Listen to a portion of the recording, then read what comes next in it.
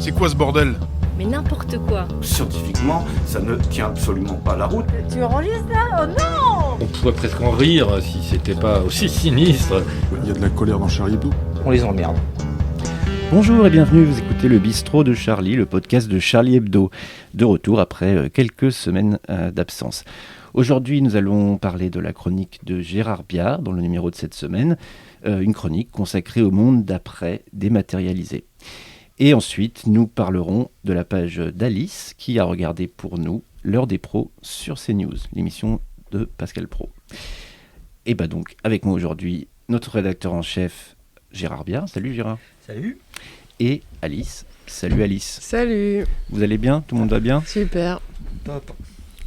Ça va. Bon, et ben alors, c'est parfait. Donc, je vous propose de commencer tranquillement avec la chronique de Gérard, une chronique qui parle du monde d'après, celui dans lequel nous vivons désormais, qui est complètement, qui se dématérialise au fur et à mesure. Est-ce que tu pourrais finalement nous résumer un peu l'idée de ta chronique pour ceux qui ne l'auraient pas encore lue? D'abord, c'est un tort de ne pas l'avoir encore lu. Ça c'est vrai. Bouh.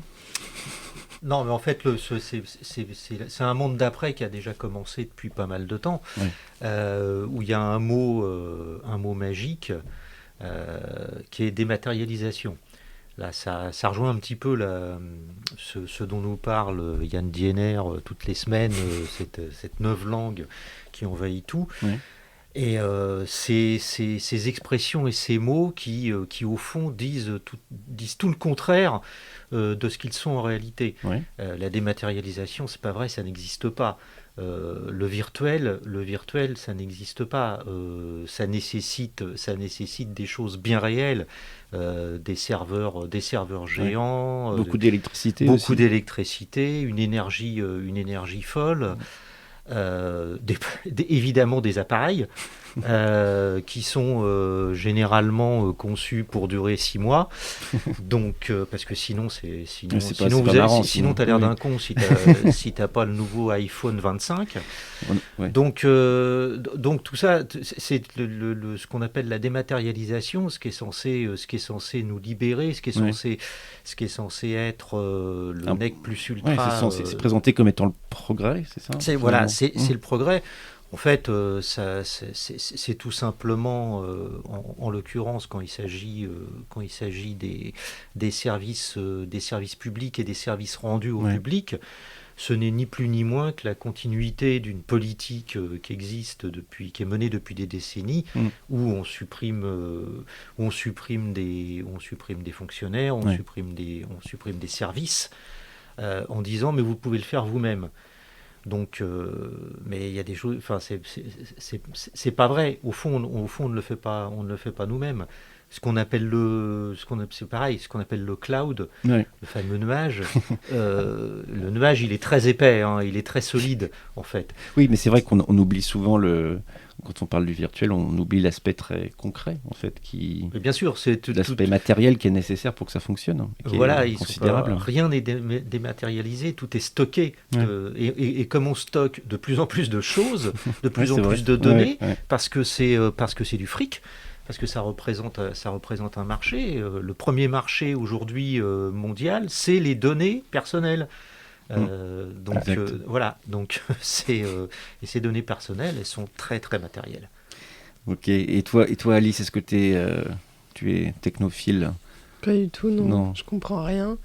Mais t'as quand même un téléphone, parce que... J'ai quand même un téléphone. Oui. Mais j'essaye de m'en servir le moins possible pour les trucs. Ah, c'est pour ça que tu réponds pas quand je t'appelle. C'est pour ça que je réponds pas, jamais. Ça, par contre, c'est bien quand on essaye de te joindre de répondre. Non, mais ce qui est insupportable, c'est la dépendance de ces appareils-là, c'est-à-dire que... Tu veux dire notre dépendance à ces appareils? Oui, c'est complètement... Pour des trucs qui sont anodins... moi, l'exercice que je fais le plus, c'est essayer de me repérer dans l'espace sans un téléphone, en fait. Essayer de comprendre comment trouver ma route sans téléphone. Tu y arrives ou pas? Franchement, ouais. Maintenant, j'y arrive. J'ai un peu... je capte où est l'ouest, le nord et tout, donc j'arrive un peu... Ah, tu veux dire, tu te promènes dans Paris avec une boussole à la main? Ben non, mais juste j'essaye de comprendre. Vraiment, je fais des exercices pour comprendre l'espace, parce que même je me suis rendu compte que, par exemple, moi, ma génération, on connaît très peu le nom des rues. C'est-à-dire que même quand on se donne rendez-vous, c'est maximum un métro, mais même le rapport à la rue, à l'espace est complètement différent que, par exemple, mes parents qui connaissent le nom de toutes les rues de leur ville. Moi, même ma propre ville, je ne connais pas le nom des rues. Du coup, ça, j'essaye d'apprendre. Et c'est un truc tout bête mais essayer de recentrer ça un peu, voilà, se repositionner dans l'espace et pas juste dans un petit bout de métal. D'accord, bah, c'est intéressant. C'est un exercice personnel. Donc toi, finalement, le monde d'après... Aller d'un point A à un point B, voilà, toute seule, comme une grande. Voilà, d'accord. Ouais, donc toi, finalement, ce que j'allais dire, c'est que ton monde d'après Covid, c'est finalement un monde moins numérique que celui des autres. C'est le monde des cartes Michelin. Voilà, c'est ce exactement. Et j'en ai acheté en plus. Ah bah oui. Mais oui, les plans de Paris, là, bleus, là. Ah, j'ai tout. Chez moi, j'ai tous les plans de Paris, plans de métro, j'ai tout. Putain. Et je marche. Voilà. Ok. C'est tout. Bah, voilà, c'est une alternative très, très saine Voilà. ce qui nous est par ailleurs proposé. Ok. Et ben voilà. Gérard, tu as quelque chose à ajouter? Toi, tu en penses quoi des boussoles, des cartes routières Moi, je suis très carte routière, moi. Ouais. Oui, je suis très carte. J'ai pas du tout de GPS et de ce genre de gadget. D'accord. Voilà. En général, quand on me dit, moi, ce qui me fascine, c'est toujours, quand on regarde sur une application portable, enfin voilà, il y a marqué vous êtes ici. Ah oui, mais je le sais que je suis ici. Bah, évidemment. Oui, c'est vrai. Mais au cas où il y a un vraiment doute. quoi. Voilà. Ok, ben merci tous les deux. On va passer au sujet suivant.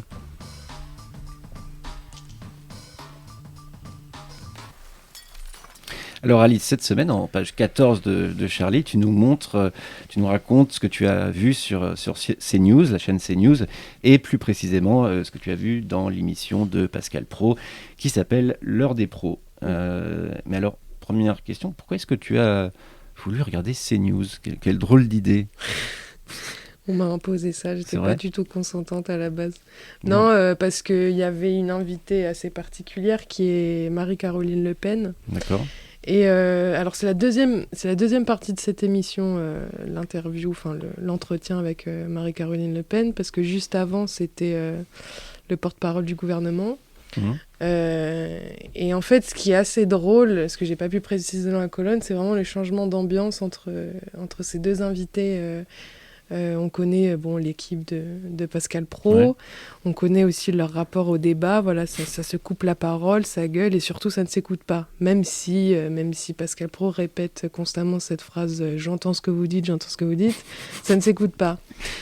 Et il s'est passé quelque chose de miraculeux à cette émission. Marie-Caroline arrive sur le plateau et puis là, tout le monde se tait, tout le monde respecte le temps de parole, personne la coupe.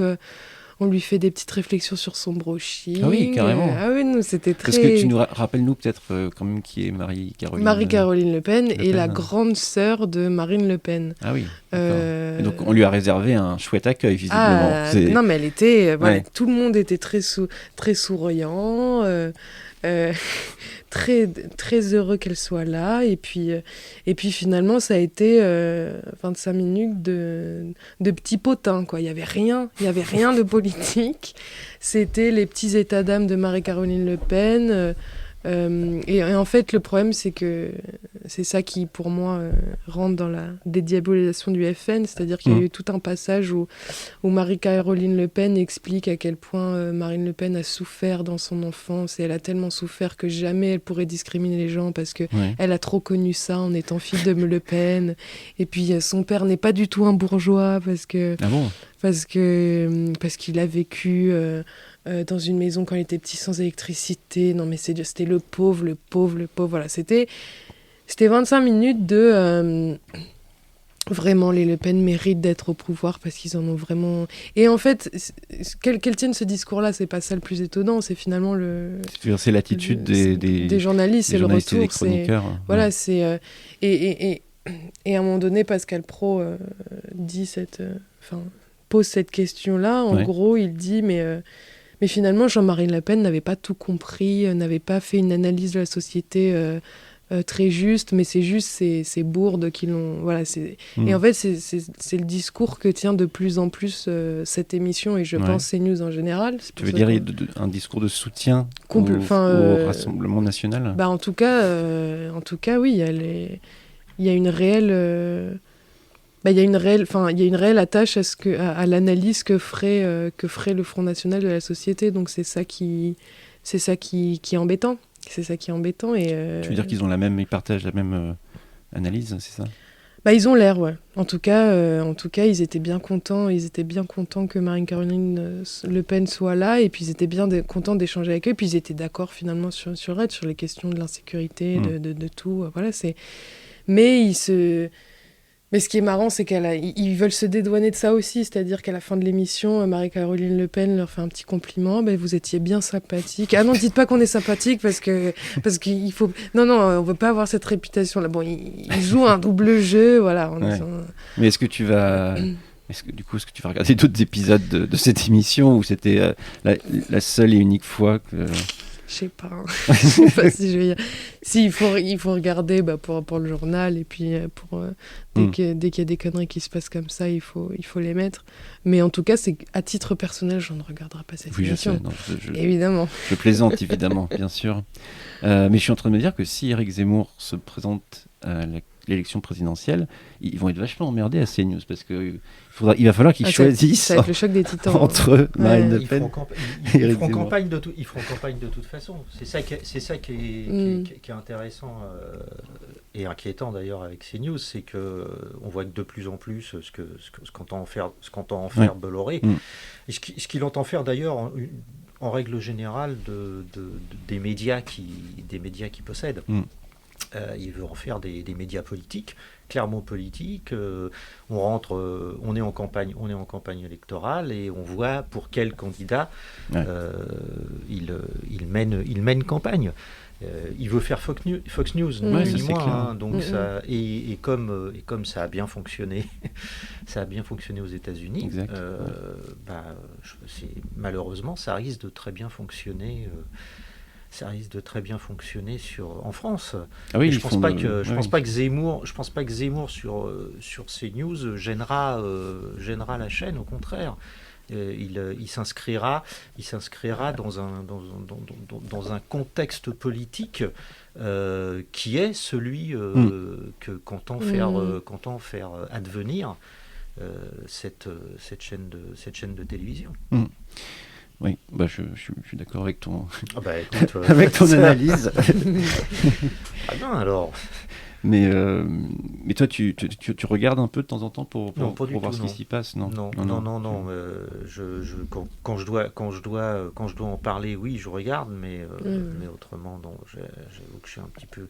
D'une manière générale, je suis assez allergique à la télé. Ok. Écoutez, est-ce que vous avez quelque chose à ajouter, mes amis? Rien du tout. Est-ce que vous avez vu, je pense à ça à l'instant, est-ce que vous avez regardé la vidéo, en tout cas une partie de la vidéo où Emmanuel Macron apparaît dans l'émission une vidéo pardon, pas très clair ce que je raconte. Non, c'est même carrément obscur. J'ai rien compris. Très obscur. Non, la vidéo de Macron avec McFly et Carlito. Vous avez regardé ça ou pas? J'ai dû regarder parce que je faisais une colonne sur le web. Ah oui? Mais en fait, je regarde toutes les merdes juste pour le taf, quoi. Je me demande si je devrais pas arrêter ce taf, parce que vraiment, tu regardes trop la télé, en fait. Ah non, mais toutes les émissions. Non, mais oui, j'ai dû regarder. C'était... Mais pourtant, c'est ta génération. Ça, ah ouais, mais vraiment, j'ai honte. Oui, parce que c'est fait pour parler aux jeunes. C'est des influenceurs. Ouais, tu n'as pas été convaincu. Non, j'ai pas été convaincue. Non, mais j'ai vraiment honte parfois de faire partie de cette génération. Non, mais ce qui est fou, c'est que dans cette émission, qui est justement pour ma génération, mais celle un peu plus jeune aussi, c'est que le problème de ces vidéos, c'est qu'on donne l'image de la politique, de quelque chose de complètement vide. C'est juste... moi, je m'inquiète de comment vont conceptualiser la politique de ces jeunes-là. C'est-à-dire que on fait de la communication, on fait des vidéos marrantes, Ouais. anecdotes, etc. Mais il n'y a aucune idée qui émerge. C'est-à-dire qu'ils ne viennent plus, parce que ils viennent sur Twitch, les politiques sur TikTok, etc. Mais ils viennent toujours sans idée. Ils viennent faire de la communication, regardez, on est marrant, on s'intéresse à vous, voilà. C'est-à-dire qu'aujourd'hui, la politique, c'est plus une question d'idées. Et du coup, on va créer dans la tête des jeunes l'idée juste la politique, c'est lequel va être le plus cool. C'est lequel va être le plus stylé, le plus cool, le plus... Sauf que c'est pas de la politique. Et du coup, Macron s'inscrit dans ce schéma-là avec une énième vidéo, avec des youtubeurs qui ont rien à la tête et qui disent rien. Voilà. Donc on a 1 heure d'émission et on n'a rien appris. Surtout dans une période aussi compliquée que celle-ci. Il y aurait des choses à dire, forcément. Voilà. Donc moi, ça m'énerve. Voilà. Du coup, Zemmour a toutes ses chances. Parce il a toutes ses chances. Ni cool, ni stylé. Donc lui, on voit qu'il fait de la politique, quoi. Ah ouais, bah... il ne manque plus qu'une chaîne YouTube. Non, mais en fait, le problème, c'est que... c'est peut-être bête ce que je vais dire, mais c'est Marine Le Pen ou les gens comme ça qui ne... En fait, c'est... On est soit face à des gens qui ont des idées à la con, soit des gens qui n'ont pas d'idées. Oui, c'est vrai que c'est une alternative. Moi, je pense que Macron a des idées. C'est pas. Ouais, après, ça peut être des idées à la con, certes, oui, voilà, mais ça reste des idées politiques. Voilà. Il a un programme politique, ce garçon. Oui, non, mais bien sûr. On le voit mais depuis 4 ans. Mais il le vend pas aux jeunes. Quand on fait des vidéos comme ça, c'est pour attirer un électorat. Mais aujourd'hui, on n'attire plus l'électorat avec des idées. Enfin, du moins, les jeunes, on l'attire plus avec les idées. On l'attire vraiment avec de la pure communication. Ce qu'on dégage, quoi. Voilà. Si, il y a toujours des politiques. Il y a toujours des politiques qui essayent d'attirer, qui essayent d'attirer les électeurs avec des idées. Marine Le Pen, c'est ce qu'elle fait. Mais voilà, voilà. Mélenchon aussi d'ailleurs. Oui. Mais sauf que ces politiques-là se trouvent plutôt aux extrêmes, quoi. On n'a pas dans un parti parce qu'au fond les Républicains font à peu près la même chose. C'est un autre genre de cirque. C'est pas sûr qu'ils aillent faire des roulades sur les réseaux sociaux, sur YouTube, dans les jardins de l'Élysée. C'est vrai que mais ça s'inscrit pas effectivement dans l'ADN gaulien. Mais bon. Quoique j'aurais bien aimé voir Yvonne de Gaulle faire des roulades dans la cuisine. Oui, bah écoutez, c'est une très belle image ça pour conclure ce podcast. Voilà, on va s'arrêter là pour aujourd'hui. Merci de nous avoir écoutés et merci à Gérard et à Alice d'avoir participé. Et on se retrouve la semaine prochaine. Ciao. Ciao. Ciao. C'est quoi ce bordel? Mais n'importe quoi. Scientifiquement, ça ne tient absolument pas la route. Tu enregistres là? Oh non! On pourrait presque en rire si c'était pas aussi sinistre. Il y a de la colère dans Charlie Hebdo. On les emmerde.